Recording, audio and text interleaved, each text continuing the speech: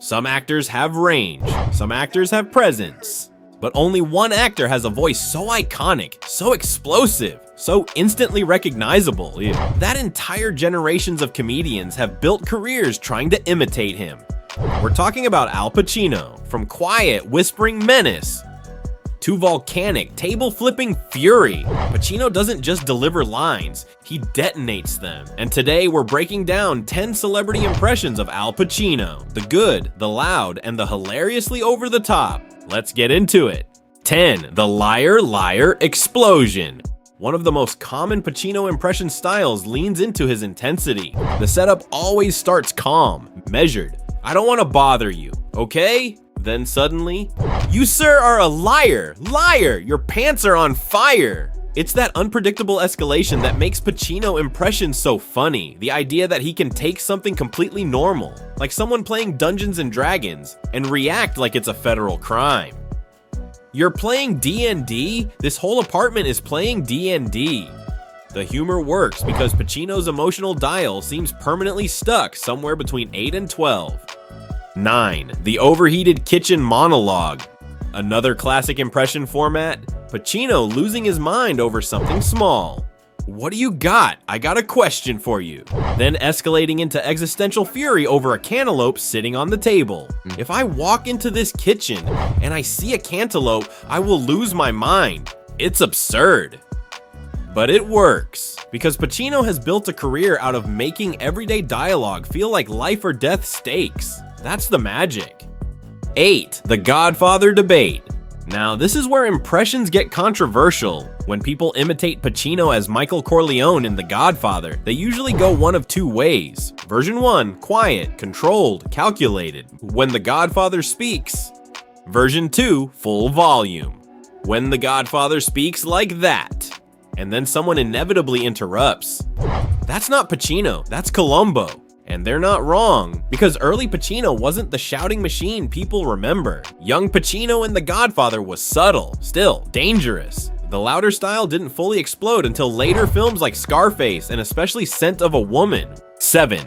The hoo-ah era. No Pacino impression list is complete without this.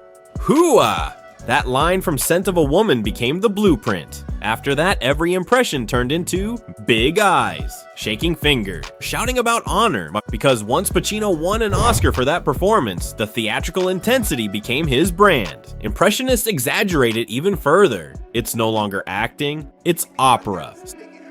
6. The slow burn whisper. Some comedians go the opposite direction. They start quiet, almost too quiet. I'm not yelling. That's not what I'm doing. And then suddenly, real, loud, like that. The contrast is what sells it.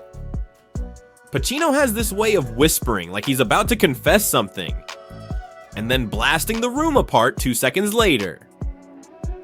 It's musical, and impressionists love that rhythm. 5. The restaurant rant. Another impression staple, Pacino losing it in public. Imagine him ordering coffee. I asked for espresso. And somehow it turns into, you disrespect the family. It's always the same formula. Small inconvenience, huge emotional response. The bigger the overreaction, the better the impression. Because deep down, people associate Pacino with that volcanic energy. 4. The meta impression battle. One of the funniest Pacino moments comes when impressionists argue about how to do him correctly. One person says, he talks like this. Another says, no, he talks like this. Then someone jumps in. That's not Pacino, that's a cartoon. It becomes a battle of who can out-Pacino the other. And ironically, Pacino himself has said that many impressions of him are way louder than he actually is. But that exaggeration, that's the fun part. 3. The Scarface snarl.